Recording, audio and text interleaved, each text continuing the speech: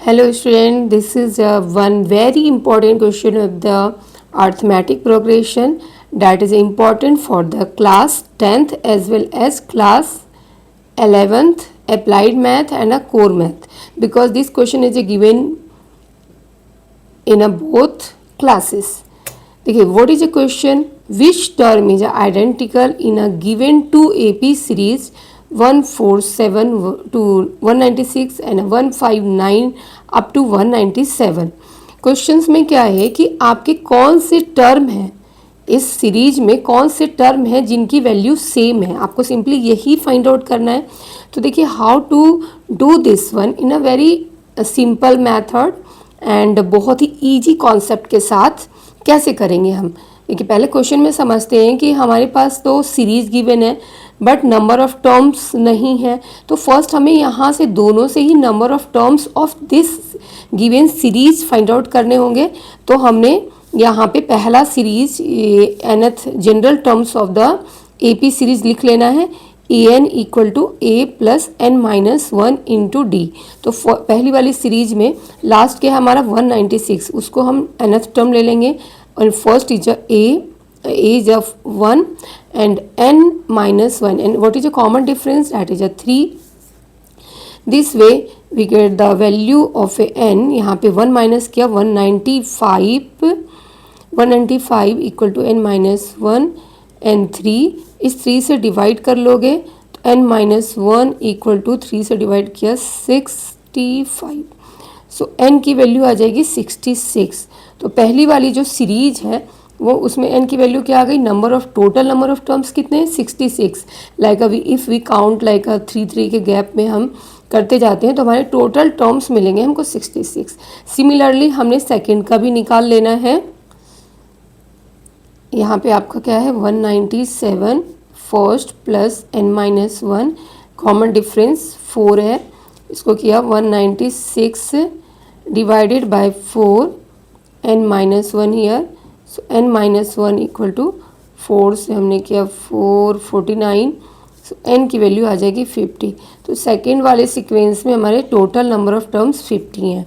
देखिए, ये तो बहुत ही सिंपल था. यहाँ तक हमने जनरल टर्म से निकाल लिया. अब नेक्स्ट हमें क्या करना है कि कौन सा term, which term is identical. तो ऐसे सिचुएशन में हम लेट कर लेते हैं कि हमारा pth term, pth and qth terms क्या हैं, दोनों के आइडेंटिकल हैं. तो आप यहाँ से इसको ले लो कि let pth and qth term in this given sequences is identical. It means कि दोनों की वैल्यू क्या आएगी? सेम आएगी. तो इसके हमने पीएथ टर्म लेट किया है.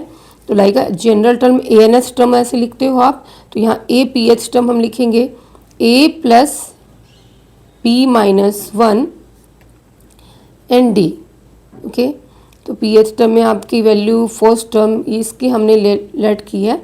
तो 1 and P minus 1 and common difference हमारी क्या है इसकी? यहाँ पे 3. ओके, सिमिलरली यहाँ पे हमने लिख दिया a q 1 plus Q minus 1, common difference उनका 4 है. तो दीज टू टर्म्स हम कह रहे हैं कि आइडेंटिकल है. तो A P equal to A Q आपने कर दिया. इन दोनों की वैल्यू हमारी सेम आएगी. तो इसलिए हम इक्वेट कर रहे हैं यहाँ पे 1 plus P minus 1 3 equal to 1 plus Q minus 1 4. और इससे सॉल्व कर लेते हैं. तो नेक्स्ट लाइन पे हम लिख सकते हैं p minus 1 3 equal to q minus 1 4. इसको और रेशियो के टर्म्स में हम लिख लेंगे p minus 1 q minus 1 upon 4/3. देखिए, इसे हम यहाँ पे k रेशियो ऐड करेंगे बिकॉज कि हमें यहाँ पे p की वैल्यू निकालनी होगी. ना इसको हम लोग इस तरह से लिखेंगे p माइनस 1 अपॉन 4, ये 4 नीचे आ गया, q minus 1 upon 3, q minus 1 upon 3 equal to k. तो अब आप यहाँ से p की वैल्यू निकालोगे. p equal to 4k plus 1 and Q equal to 3k, यहाँ पर 3k प्लस 1। ओके, अब देखिए हमारा जो पीएथ और क्यूएथ टर्म्स की वैल्यू हमें निकालनी है जो आइडेंटिकल है। तो ऑब्वियसली ये टोटल नंबर ऑफ टर्म्स हमारे क्या है, फर्स्ट वाले के जो हमने पीएथ लिया है एन की वैल्यू 66 है, तो इट मीन्स कि ये 4k प्लस 1 जो लेसर देन 66 होगी और इक्वल टू 66 होगी, उससे मोर देन की पॉसिबिलिटी नहीं है। तो हम यहाँ पे 4k प्लस 1 से ग्रेटर क्या कर देंगे 66, एंड इससे ग्रेटर एंड इक्वल टू क्या करेंगे, हमारा दूसरा था टोटल नंबर ऑफ टर्म्स 50 था। इसको जब आप सॉल्व करते हो इस लाइन को, तो हमारे पास आ जाती है 4k से ग्रेटर, ये उस साइड जाकर माइनस होता है 65। सो k की वैल्यू जो आएगी, हम 4 से डिवाइड करोगे तो 116 एंड 1/4। सिमिलरली इसमें जब भी हम वो करते हैं तो 3k से ग्रेटर हमारी आ जाती है 49/3। 49/3 16 1/3 होती है। ओके, तो ये दोनों ही आप देखो k की वैल्यू जो हमने कॉमन रेशियो लेके चला था, तो k की वैल्यू यहाँ पे दोनों में ही लेसर देन 60 आ रही है, और इस तरह आप देख सकते हो कि k की जो वैल्यू आ रही है वो हमारे 16 इंटू 1/4 है, मिक्स फ्रैक्शन में 16 1/3 है। इट मीन्स जो हमारा आइडेंटिकल टर्म्स होगा 16 प्लस होगा, डैट इज 17 टर्म्स।